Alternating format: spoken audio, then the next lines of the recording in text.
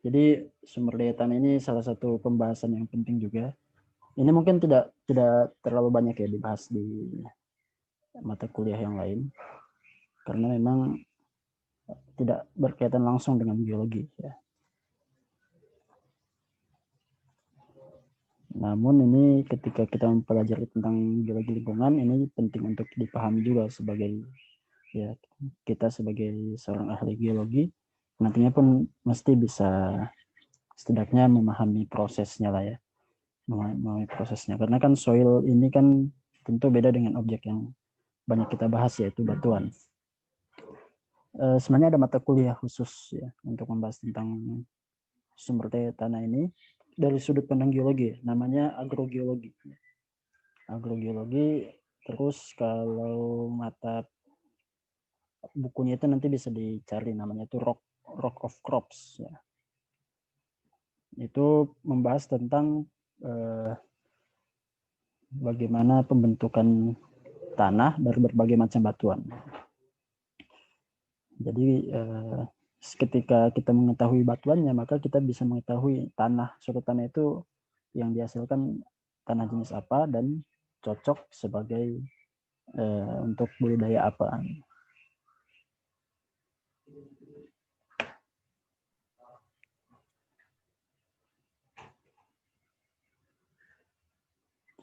Oke. Baik, nah ini yang perlu kita cek lagi ya terkait dengan pembentukan tanah. Jadi kita mungkin kenal ya ada berbagai macam horizon tanah. Jadi kalau misalnya di bawah sini ada batuan yang segar, maka di atasnya itu kalau tanah yang sudah relatif lebih dewasa, maka di atasnya itu kita akan dapatkan horizon C. Ya. Horizon C itu adalah masih komposisinya merupakan batuan ini juga ya, namun sudah dalam kondisi terdisintegrasi, jadi sudah mengalami pemisahan secara fisik. Kemudian di atasnya akan kita dapatkan ada horizon B, subsoil. Nah ini campuran antara tanah ya yang sudah dalam bentuk lapuk sempurna ditambah dengan fragmen-fragmen batuan induknya. Kemudian di atasnya akan ada namanya zona E. Nah, zona ini adalah zona licing. Zona licing itu artinya hasil pengendapan dari material besi, oksida ya. Kemudian ada ion-ion juga yang ada dari zona A, zona horizon A. Yang kemudian itu dia tercuci dan terkumpul di bagian E ini. Nah, kenapa dia namanya E? Karena dia munculnya memang di akhir. Jadi horizon ini dia munculnya setelah C, B, A, nah kemudian E terbentuk. Nah, kemudian yang paling atas ini adalah zona O. Nah, ini biasanya disusun oleh material organik ya. Sisa-sisa tumbuhan ya, kemudian zat-zat yang bisa menyuburkan tanah. Jadi yang penting sebenarnya untuk pertanian, untuk agriculture yang zona O ini. Nah ini permukaan tanah ini sebagian besar tertutup oleh fragmen-fragmen batuan yang telah pecah ya. Kemudian beberapa kemudian akan ada yang ukurannya coarse ya, kasar, kemudian ada yang halus, dan bahkan ada yang hanya bisa dilihat dengan mikroskop. Jadi bervariasi ukuran tanah itu. Tergantung kepada tingkat pelapukannya. Kemudian kita biasanya sebagai geologis menyebutkan ya material yang sudah terfragmentasi, yang sudah tidak lagi dalam bentuk batuan, kita sebut sebagai regolit ya. Nah, regolit atau soil ya. Jadi soil yang kita sebut itu sama setara dengan istilah regolit. Nah, dia berbeda dengan istilah sedimen. Kalau sedimen itu dia harus melalui proses transportasi, baik itu dengan angin, air ataupun es. Jadi kalau misalnya ada batuan, kemudian batuan itu lapuk menghasilkan lapisan tanah, maka dia belum bisa disebut sebagai sedimen dalam terminologi geologi karena dia belum mengalami transportasi. Jadi bisa dibilang soil itu adalah hasil pelapukan batuan yang belum tertransportasi, belum transported. Kemudian ilmuwan tanah, ahli ilmu tanah itu mendefinisikan soil sebagai campuran yang alami ya antara material organik, kemudian batuan, dan fragmen-fragmen mineral yang punya kemampuan untuk mendukung kehidupan. Jadi, nah ini definisi yang digunakan oleh soil scientist. Jadi yang penting ya dalam definisi tersebut adalah adanya material organik. Nah ini yang sebenarnya yang sangat dibutuhkan ya dalam ilmu tanah. Nah kalau dalam pembentukannya, maka ini yang kita gunakan ya, konsep pelapukan ya. Jadi pelapukan ini adalah perubahan dari batuan yang solid, kemudian secara fisik dan kimiawi dia itu mengalami pelapukan, kemudian dia akan menghasilkan partikel-partikel yang lebih halus ya, baik berupa ya partikel-partikel yang lebih halus dari batuan dan mineralnya. Jadi bisa saja batuan yang pecah, kemudian mineralnya pun bisa pecah. Nah, kalau di posisi kita ya sebagai negeri yang beriklim tropis, maka yang paling tinggi persentasenya adalah yang mengalami pelapukan kimiawi. Karena curah hujan yang tinggi, kemudian suhu yang juga suhu rata-ratanya tinggi, maka itu bisa menghasilkan tingkat pelapukan kimiawi yang tinggi pula. Kemudian kalau yang pelapukan fisik ya, pelapukan fisik ini dia akan menghasilkan partikel-partikel yang lebih kecil. Jadi intinya dia membuat batuan yang awalnya masif menjadi fragmented ya, menjadi terpecah-pecah. Kemudian kalau masih ingat ya konsep di kimia, laju reaksi itu akan semakin meninggi ketika luas permukaan bidang dari material itu semakin luas. Artinya kalau partikelnya semakin banyak, semakin kecil, maka otomatis luas permukaan partikelnya pun akan semakin tinggi, sehingga exposure terhadap cairan atau unsur kimia lain yang melapukan material tersebut itu akan semakin tinggi, sehingga akan meningkatkan laju reaksi. Nah itu konsep sederhananya. Nah, ini dicontohkan dengan adanya analogi kalau kita menghaluskan garam ya, untuk membuat garam itu lebih mudah atau lebih cepat larut. Nah begitu pula ketika batuan sudah pecah, maka pecahannya itu akan membuat batuan tersebut semakin mudah untuk lapuk. Kemudian sebagian besar dari partikel tanah itu disusun oleh kuarsa dan mineral lempung. Ya. Ini yang kenapa seperti ini, karena kuarsa ini paling susah lapuk. Kalau masih ingat di deret Bowen itu adalah deret pembentukan mineral ya, dari atas ke bawah, paling atas olivin, paling bawah kuarsa. Nah kalau sebaliknya itu kita kenal sebagai deret Golditch ya. Deret Golditch ini menunjukkan tingkat ketahanan mineral terhadap pelapukan. Nah, sehingga kita akan dapatkan yang paling tahan terhadap pelapukan adalah kuarsa. Sehingga bisa saja kita menemukan kuarsa pada partikel-partikel tanah. Nah, ini ilustrasinya. Berawal dari singkapan batuan, outcrop, kemudian ini kalau kasusnya di pelapukan fisik dulu ya. Jadi batuan yang utuh, yang masif, kemudian dia mengalami cracking ya.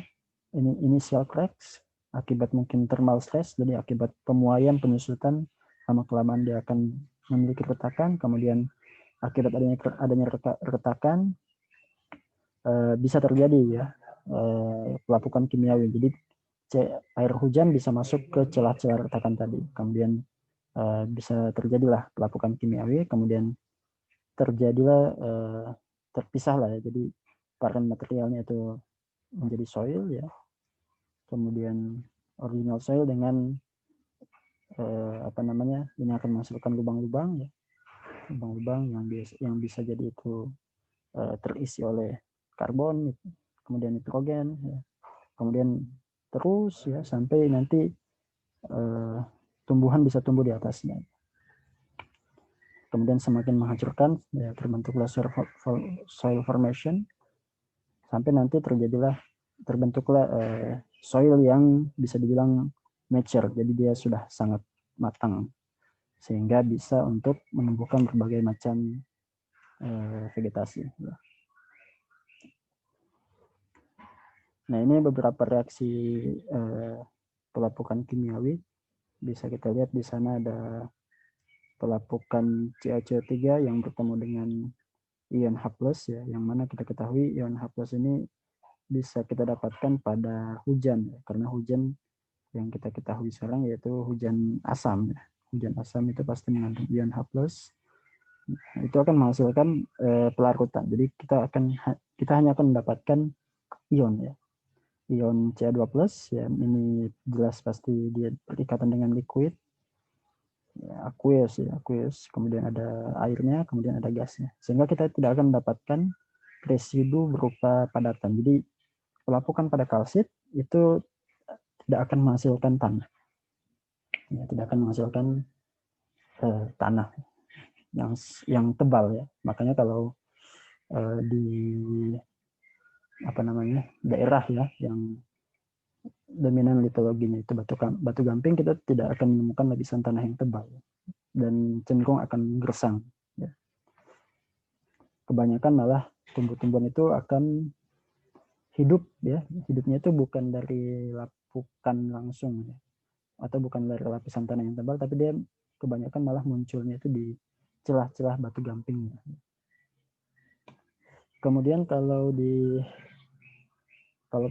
pada mineral olivin, ya, di sini olivin bertemu dengan ion H+, maka dia akan menghasilkan Mg2+, ya, ditambah dengan residunya itu berupa besi, ya, oksida, ditambah dengan quartz. Jadi kita akan mendapatkan material, ya, yang mengandung kuarsa, tanahnya mengandung kuarsa, kemudian ada oksida besinya. Jadi kita akan mendapatkan warna, biasanya kalau oksida besi ini dia memberikan pigmen warna yang lebih gelap, ya, merah gelap atau coklat. Begitu juga kalau misalnya biotit, ya, biotit bertemu dengan H+, maka dia akan menghasilkan oksida besi, kemudian mineral kaolinit, ya, clay mineral juga, ini salah satu kelompok clay mineral, kemudian ada kuarsanya, kemudian ada ion-ion. Nah, ion-ion inilah yang nanti kemudian akan bermanfaat untuk menjadi nutrien, ya, nutrien bagi tanah. Kalau misalnya ion ini tersimpan dalam tanah, maka ini akan sangat bagus untuk pertumbuhan tanaman. Kemudian ini ada natrium feldspar bertemu dengan ion H+, kemudian akan menghasilkan kaolinit, kuarsa, dan ion Na+.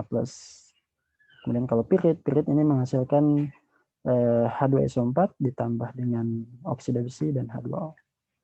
Nah, ini adalah beberapa reaksi, Jadi intinya kalau kita lihat, ya, secara umum dari sini kita bisa mengetahui bahwa setiap mineral pasti akan memberikan hasil tanah yang berbeda-beda pula, ya.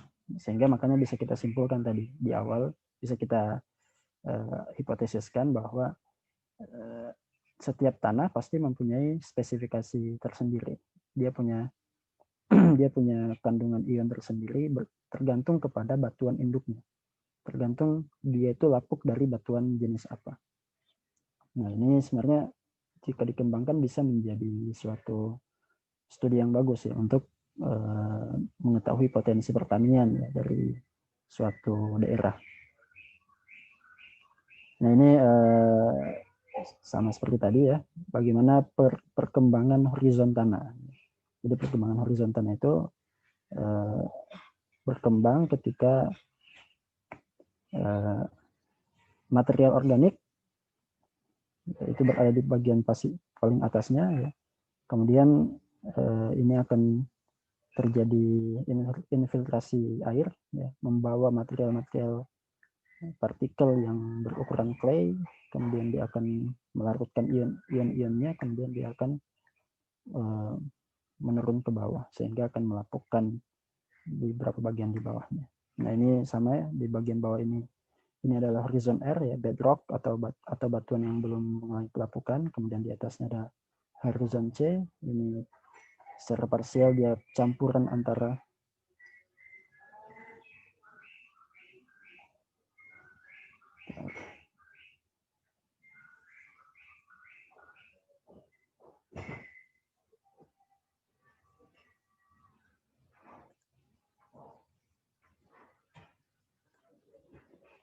campuran antara material batuan induknya dan juga pelapukannya.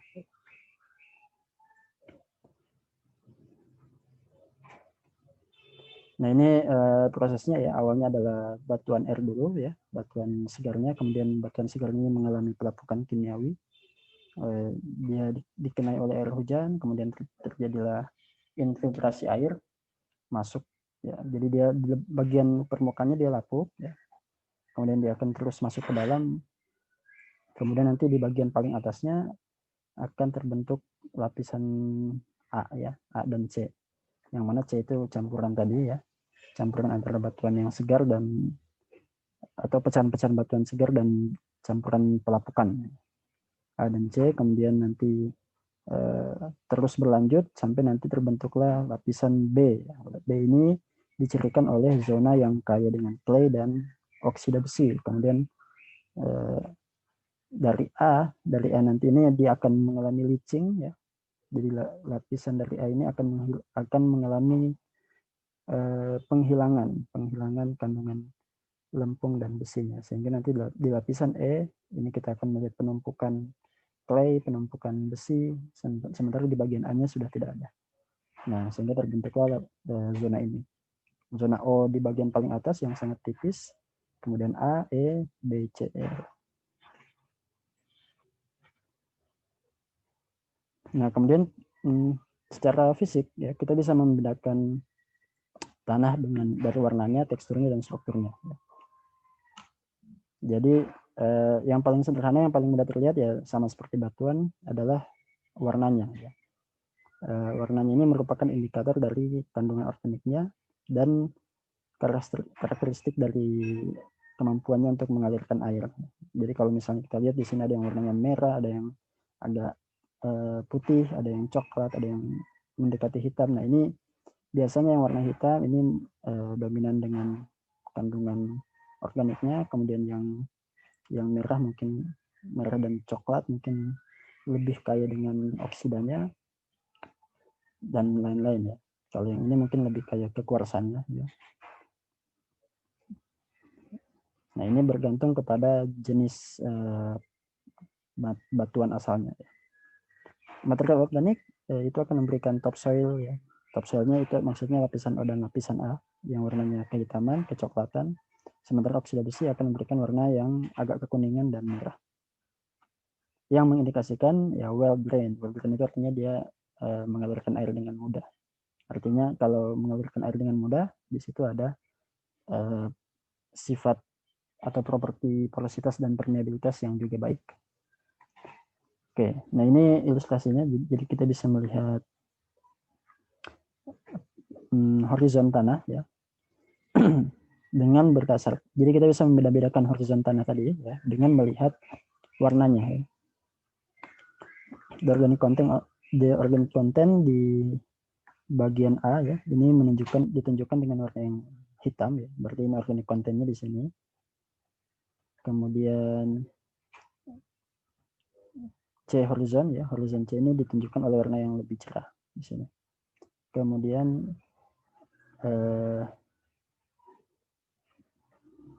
di sini kita bisa lihat ya lapisan organiknya lebih tebal dibandingkan dengan yang di sini.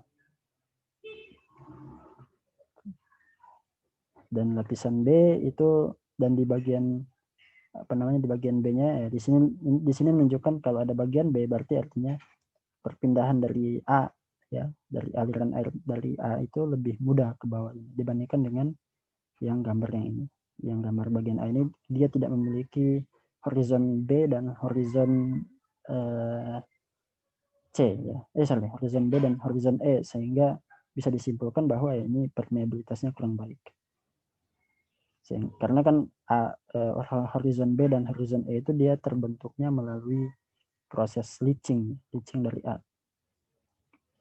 Nah, begitu. Nah ini salah satu cara ya untuk membeda-bedakan atau mengklasifikasikan tanah. Jadi dia dipisahkan berdasarkan persentase kandungan clay, silt, dan sandnya ya. Sehingga didapatkan ada 12 tekstur ya berdasarkan tiga parameter ini. Jadi tekstur ini juga tadi kalau yang tadi pertama itu warna, tekstur juga ini sangat penting ya karena dia mempengaruhi ya yang tadi itu drainage. Yang mana drainage ini menunjukkan kemampuan tanah untuk menyediakan air. Artinya kalau drainage-nya bagus maka bisa disimpulkan fertilitasnya pun bagus, kesuburannya pun bagus. Sehingga penting untuk mendeskripsikan ya tekstur dari tanah. Nah, ini perbandingannya kalau sand itu ukurannya sebesar ini, silt segini, ya clay itu segini. Jadi memang kalau misalnya kita punya banyak sand bercampur dengan silt dan clay, artinya porositasnya akan buruk. Tapi kalau misalnya kita punya sand yang clean, yang bersih, yang tidak ada campuran silt atau clay-nya, maka cenderung akan lebih besar porositas dan permeabilitasnya.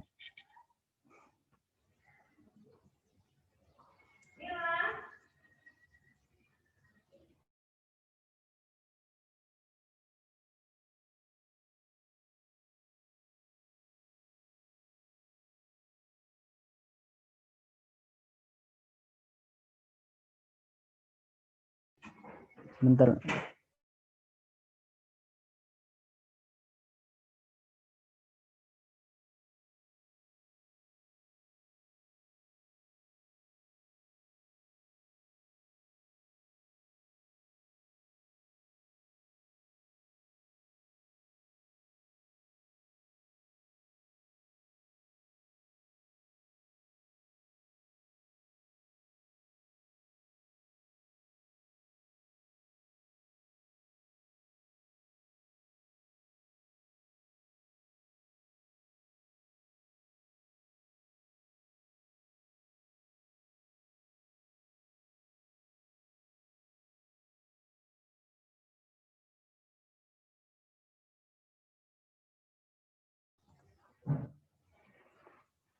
Oke. Nah, ini ilustrasinya untuk menunjukkan perbedaan bentuk ya. Jadi perbedaan bentuk butir juga sangat signifikan ya dalam mempengaruhi kualitas tanah ya. Karena kalau kita lihat ya, kalau misalnya ukuran butir begini ya, yang prismatik, kolumnar, itu pasti akan memberikan pengaruh yang berbeda terhadap kemampuan infiltrasi air. Begitu juga yang begini, yang blocky dan granular. Nah, ini pasti akan dipengaruhi oleh bentuk kristal ya pada awalnya. Jadi ini bawaan dari bentuk kristal. Nah, ini pengaruh dari jenis batuan ya. Sehingga kita akan dapati kalau misalnya perbedaan batuan seperti ini, kita dapati ada singkapan granit di permukaannya, kemudian sandstone di sini, kemudian ini limestone. Maka kita akan dapatkan di sini mungkin akan kita dapatkan kalau untuk granit kita akan dapatkan batuan yang ukurannya tanah yang ukurannya lebih tebal dengan ukuran butir sand dan clay. Kemudian kalau sandstone maka kita akan dapatkan semuanya sand, kalau limestone mungkin kita akan dapatkan semuanya clay, dan mungkin di sini akan lebih tipis ya tanahnya dibandingkan dengan yang di sini. Dan indikasinya adalah kita bisa lihat dari jenis vegetasi. Nah, ini sering digunakan juga dalam teknik ketika kita mau melakukan analisis di lapangan ya, secara geomorfologi atau secara geomorfologi, sebelum kita menyentuh singkapan atau mencapai singkapan, dari jarak jauh sebenarnya kita sudah bisa menduga adanya perbedaan vegetasi, adanya perbedaan litologi dengan melihat adanya perbedaan vegetasi.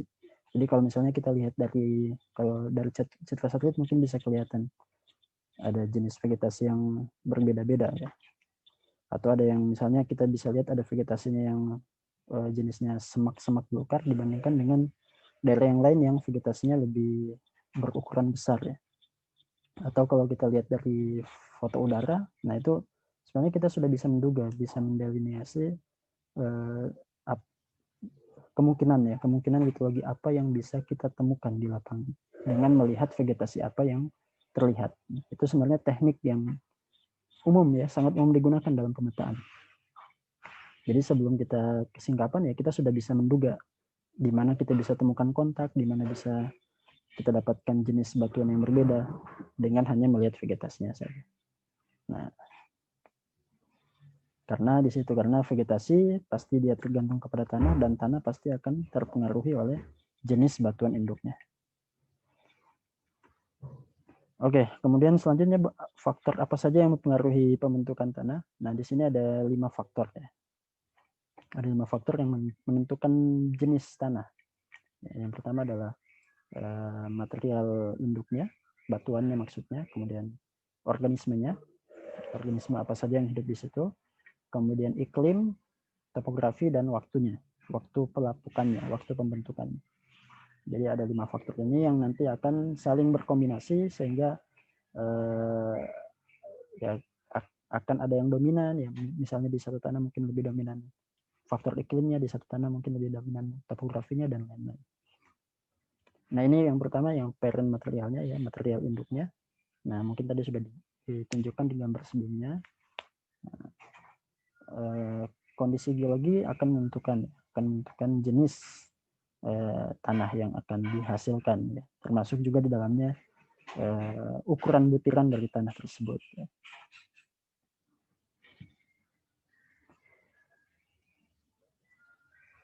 Nah, ini juga terlihat di sini ya. Jadi kalau misalnya batuannya itu terbentuknya di daerah yang di daerah dilewati oleh sungai, maka kita mungkin akan menemukan material tanah yang akan lebih subur karena dia mengandung water content yang lebih tinggi, ya, kandungan air yang lebih tinggi. Nah, itulah mengapa setiap kalau kajian sejarah, setiap peradaban manusia itu biasanya munculnya di tepi sungai, karena memang di tepi sungai itu sumber kehidupan lebih tinggi, ya. Sumber air dekat, dan kemudian sumber untuk pertanian pun juga tinggi, kualitasnya tinggi, yaitu tanah tadi. Kemudian, nah ini juga ya, yang gambar yang tadi. Nah, organisme juga penting ya, karena organisme inilah sumber kesuburan dari tanah.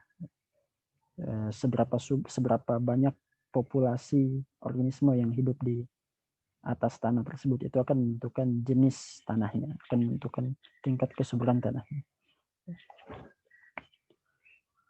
Kemudian cara hidup dari hewan-hewan tersebut juga menentukan. Jika banyak hewan yang hidup dengan membangun lubang seperti ini, maka ini berarti memudahkan untuk terjadinya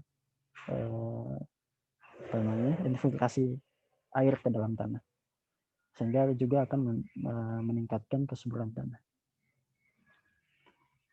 Kemudian topografi ini akan menentukan ketebalan tanah dan juga perpindahan organik kontennya. Jadi kalau misalnya di bagian yang lebih tinggi seperti ini, maka kita akan dapatkan organik kontennya mungkin akan tebal ketika di sini, tapi ketika di lereng dia akan lebih tipis, ya, karena dia akan cenderung untuk tertransportasi ke bagian yang lebih di bawah atau di bagian lembahnya.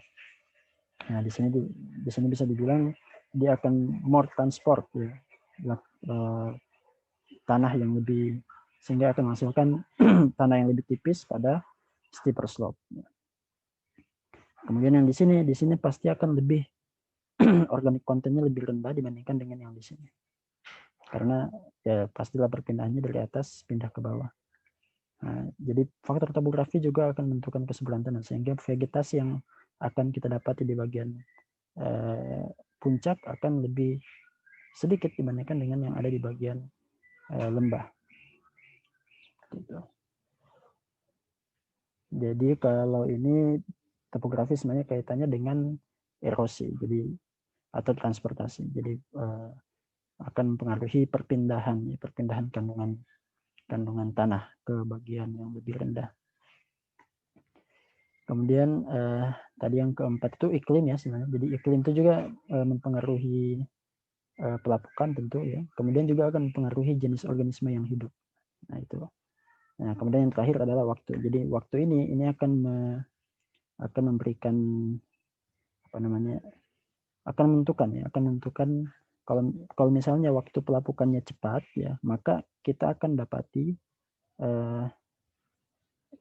ada yang namanya lapisan paleosol. Paleosol ini adalah lapisan tanah purba. Jadi kalau misalnya di sini ada paleosol, ada tanah, kemudian tapi di sini kita lihat aktivitas transportasinya tinggi, sehingga lama kelamaan lapisan tanah ini akan tertutupi oleh lapisan batuan yang lain atau lapisan endapan sedimen yang lain, sehingga kita akan dapati lapisan A ini akan ditimpa oleh lapisan C. Kemudian nanti di atasnya akan muncul lapisan tanah yang lain. Nah, ini ketebalan lapisan A ini, A, B, C ini disebut sebagai paleosol. Ini menunjukkan seberapa cepat dilakukan terjadi lagi, atau seberapa cepat terjadi transportasi di atas tanah tersebut. Sehingga akan kita dapati misalnya seperti ini ilustrasinya. Nah, ini adalah kalau misalnya kita lihat ada lapisan seperti ini, di atasnya ada lapisan yang agak hitam, ya mungkin mirip seperti batu bara, tapi belum sampai seperti batu bara, tapi dia mengandung organic content. Nah, bisa jadi itu adalah bagian top dari paleosol. Ya. Kemudian di bawahnya warnanya mungkin agak coklat, kemudian di bawahnya lebih keras lagi. Nah, ini sikon ini menunjukkan lapisan paleosol. Nah, kenapa dia bisa tertutup seperti ini? Karena ada faktor waktu yang menyebabkan si paleosol ini tertutup oleh sedimen yang lain. Sehingga dia tidak bisa lagi memberikan kualitas. Ya, jadi si tanah ini tidak bisa lagi menjadi tempat tumbuhnya vegetasi. Nah, kemudian ada yang namanya klasifikasi tanah. Jadi sama seperti batuan juga tanah itu ada klasifikasinya. Biasanya paling banyak itu karena yang paling mempengaruhi tanah itu adalah water content dan ukuran dari butiran tanahnya, maka ini yang paling populer digunakan. Jadi klasifikasi yang berdasarkan kepada kandungan air dan butiran dari tanah. Kemudian ini juga ada beberapa faktor yang perlu untuk diperhatikan untuk menentukan seberapa bagus tanah tersebut, yaitu yang pertama kemampuan untuk dia itu menahan air, ya, draft resistance-nya, kemudian ada permeabilitasnya, kemampuan untuk mengalirkan air, plastisitasnya, seberapa plastis dia ketika menerima tekanan, strength-nya, seberapa tahan dia untuk menahan tekanan, sensitivitas, kemudian ada namanya kompresibilitas, berapa mudah dia itu untuk dikompres, dan yang terakhir adalah string well. String well ini adalah kemampuan tanah itu untuk menyusut dan mengembang. Jadi kadang-kala ada tanah yang sifatnya itu gampang menyusut ketika dia itu kekurangan air dan gampang mengembang ketika dia kelebihan air. Nah, ini biasanya dicirikan oleh tanah yang dominan ukurannya itu lempung. Jadi dia punya sifat string well yang sangat besar. Nah, ini klasifikasi tanah yang banyak digunakan.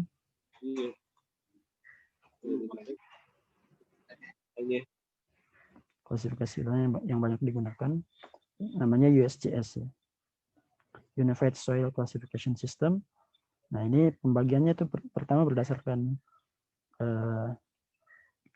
ukuran butirnya, ya, yang ini coarse, yang ini fine. Kemudian nanti akan ada pembagian berdasarkan kalau yang coarse itu dia masuknya ke sands atau gravel, kalau yang fine itu silts atau clay. Kemudian nanti yang paling terakhir ada tanah yang disebut sebagai organic soil. Nah, ini biasanya tanah gambut, ya. Tanah gambut karena dia dominannya organik.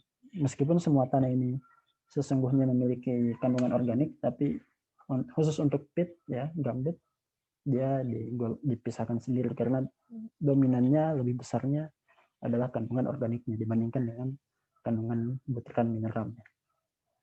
Nah, ini ada nama-namanya, ya, ada yang well graded, poorly graded, silty gravel, clay gravel, dan seterusnya. Disimbolkan dengan singkatan ini. Nah, bagaimana memisahkan apakah dia well graded, poorly graded, silty gravel, dan seterusnya ini? Nah, ini berdasarkan sieve analysis. Jadi kita harus melakukan analisis ayakan. Sehingga kita bisa melihat pola gradasinya. Apakah dia bergradasi bagus atau buruk. Kemudian apakah dia mengandung silt atau clay. Kemudian kalau misalnya dia silty, ya. Kalau misalnya dia silt, apakah dia itu sifatnya plastik atau non plastik. Ya, jadi sifat plastisitas, ya, tadi di slide sebelumnya ada sifat plasticity. Nah, sifat plastisitas ini hanya akan muncul di butiran tanah yang lebih kecil daripada sand. Jadi dia hanya akan muncul di silt atau clay. Jadi apakah silnya itu plastis atau non plastis atau dia organik ya, atau claynya low plastis, high plastis atau organik. Nah ini semuanya ditentukan ya secara klasifikasi USGS tadi. Berarti ada di sini ada 5, 8, 11, 15 ya, ada 15 nama tanah.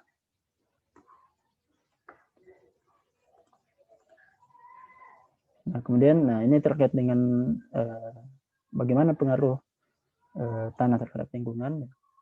Jadi yang sangat kita butuhkan dari tanah ini adalah sifat kesuburannya. Jadi sifat kesuburan ini itu pertama ditentukan oleh namanya ion exchange capacity atau kapasitas pertukaran kation. Kalau bahasa Indonesia itu disingkat dengan KPK ya.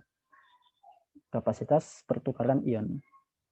Nah, ini menentukan seberapa kuat si tanah ini untuk melepaskan nutrien ke akar tumbuhan. Nah, itu simpelnya seperti itu. Karena tanah kan mengandung ion-ion positif yang nanti itu akan berguna untuk pertumbuhan-tumbuhan. Nah, bagaimana dia mampu untuk melepaskannya? Nah, itu dihitung dengan namanya KPK. Nah, ini ilmu tanah. Ilmu tanah itu salah satunya tugasnya biasanya menghitung itu seberapa besar KPK dari suatu tanah. Ya, karena memang ini yang paling dibutuhkan dari tanah.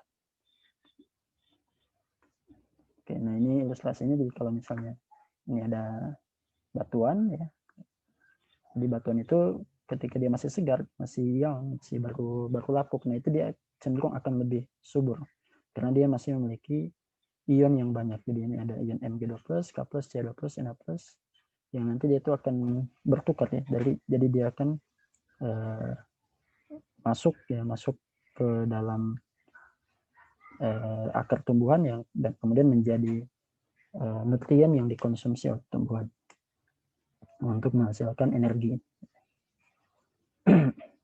Nah, kenapa disebut pertukaran? Karena di sini akan ada pertukaran ion. Ion apa? Ion H+ dan ion Ca-nya. Jadi awalnya ketika di tanah, ion positif ini berikatan dengan clay, ya, berikatan dengan mineral clay, mineral yang berukuran lempung. Nah, kemudian nanti mineral ukuran lempungnya ini akan menukar ion-ion yang lebih besar ini dengan ion H+. Ya, yang berasal dari air hujan tadi, air hujan. Jadi air hujan yang umumnya sekarang lebih banyak air hujan asam, kemudian dia akan masuk ke dalam tanah. Nah, ion H+-nya akan diikat oleh clay dan kemudian Ca+-nya atau Na+-nya itu akan dilepaskan supaya masuk ke dalam akar tumbuhan. Nah, ini yang terjadi pada tanah yang masih subur dan masih muda. Nah, kalau misalnya tanahnya sudah tua, sudah artinya kandungan mineralnya sudah menurun, maka tidak lagi dia bisa menghasilkan nutrien ya, ion-ion selain H+, sehingga ion yang dominan di tanah yang tua yang artinya tidak lagi mengalami pelapukan, tidak lagi mengalami perubahan dari batuan yang sudah ada sebelumnya, maka yang dominan adalah ion H+, sehingga pada tanah seperti ini tumbuhan juga tidak akan mudah tumbuh ya. Nah, sehingga bisa dibilang proses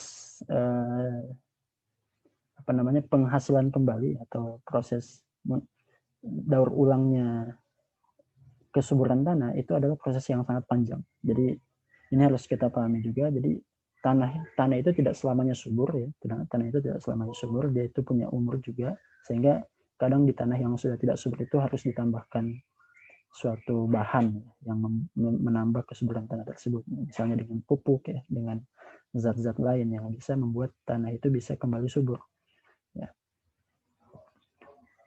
Nah, kapan dia akan subur kembali? Ketika ada aktivitas pelapukan kembali. Jadi ketika ada batuan kemudian lapuk kemudian menjadi tanah di situ, maka disitulah kemudian akan terbentuklah lapisan tanah yang subur kembali. Nah, ini yang kemudian nanti akan menjadi masalah karena ternyata kesuburan tanah itu sangat cepat habis dibandingkan dengan proses terbentuknya tanah baru yang lebih subur. Sehingga kadangkala juga bisa disebut tanah ini termasuk sumber daya yang tidak dapat diperbarui karena proses habisnya itu lebih cepat dibandingkan dengan proses terbentuknya.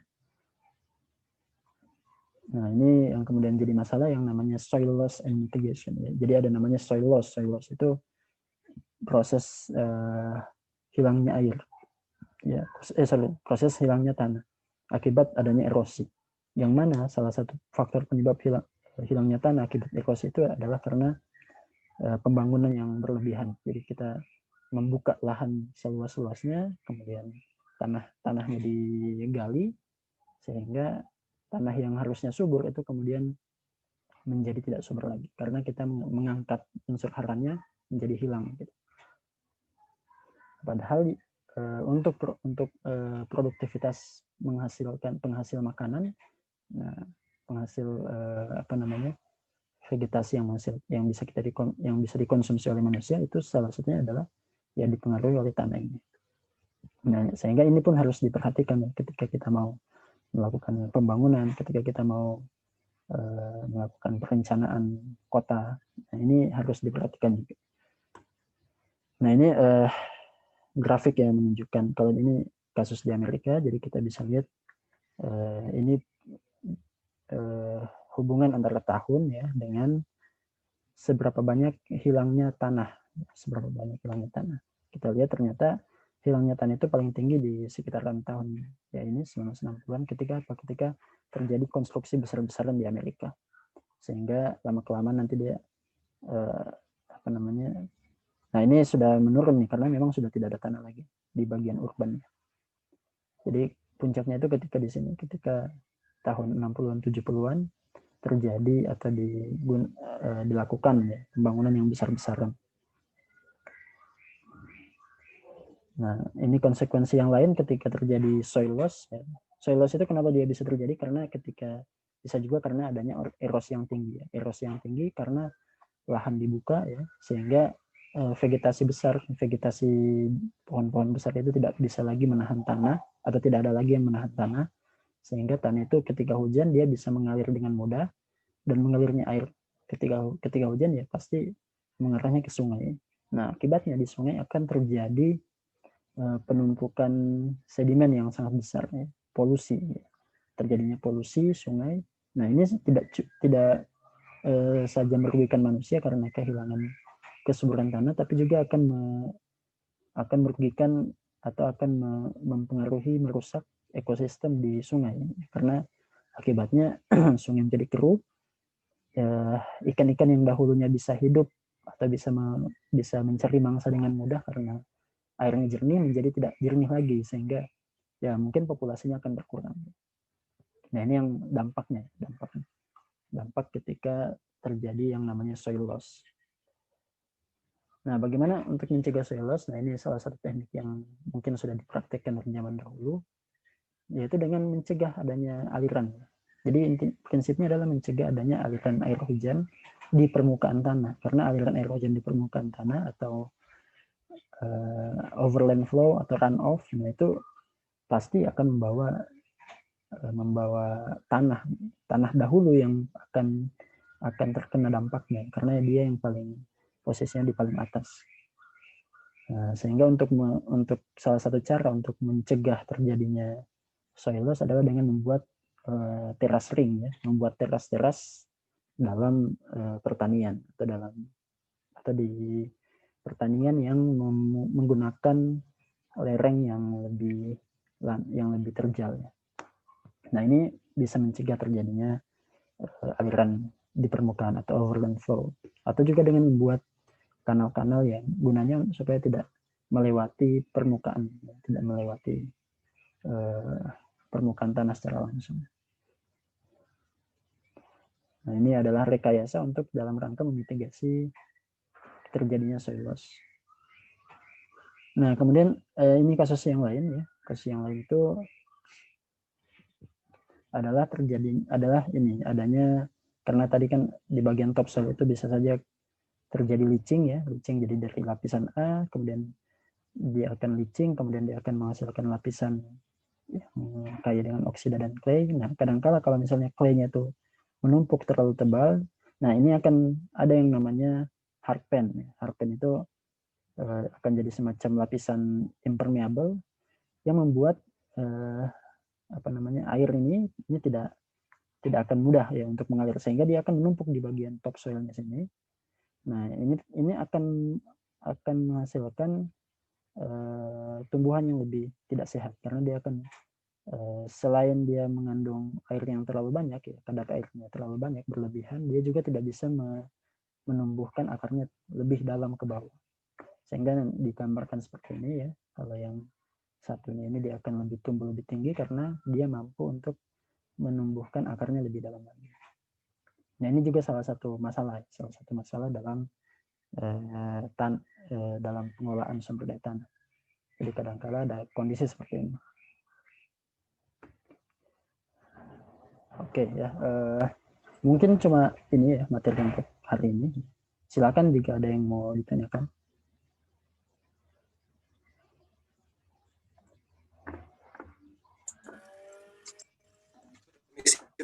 Pak, izin bertanya. Ya, siapa nih? Ya, Wildan Syahroni, Pak. Ya. Wildan izin bertanya, Pak. Kalau misalnya para kasus yang biasa di Indonesia nih, Pak, di Sumatera atau di Kalimantan, pada tambang yang sudah selesai dieksplorasi gitu, itu kan sering terjadi kerusakan tanah ya, Pak ya. Menurut Bapak, apa yang terjadi dan kenapa bisa tanah itu rusak, dan kemudian bagaimana cara untuk merecovery-nya lagi, Pak? Terima kasih. Iya, kalau ditambang kan memang pasti soil loss ya, karena dia akan membuka lahan ya.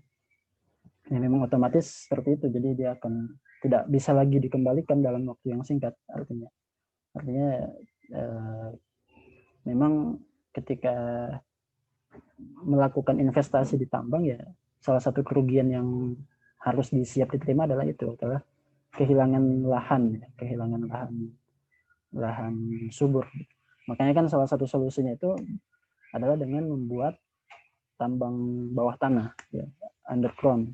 Itu salah satu solusi sebenarnya untuk mencegah supaya tidak terjadi pengrusakan kualitas tanah, sehingga di bagian permukaan tetap bisa dimanfaatkan untuk hal yang lain, tapi aktivitas tambang tetap berjalan. Itu sebenarnya tujuan underground itu di situ ya. Selain memang masalah ekonomi, hitung-hitungan ekonomis ya. Daripada kalau misalnya kita keruk semuanya, nah, itu akan merusak lebih banyak hal. Komunitas di ekosistem di bagian permukaan itu juga akan terganggu,